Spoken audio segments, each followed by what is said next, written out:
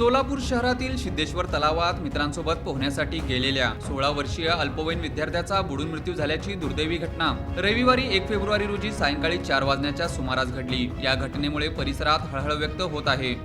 मृत मुलाचे नाव सुरंजन शेडगे, वय 16, मूळ राहणार फलटण, सध्या राहणार कर्णिकनगर सोलापूर असे आहे।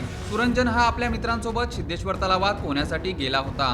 पोहत असताना अचानक तो खोल पाण्यात गेल्याने बुडू लागला। सुरंजन बुडत असल्याचे पाहताच त्याचा मित्र आयुष माळवतकर याने त्याला वाचवण्यासाठी तलावात उडी मारली, मात्र पोहण्याचा अंदाज न आल्याने आयुषही बुडू लागला। दोघेही बुडत असल्याचे पाहून तिसरा मित्र रुपेश बेलेराव हा घाबरून गेला आणि धक्क्यामुळे तो घटनास्थळीच बेशुद्ध पडला। या घटनेची माहिती मिळताच नागरिकांनी तत्काळ अग्निशामक दलाला कळवले।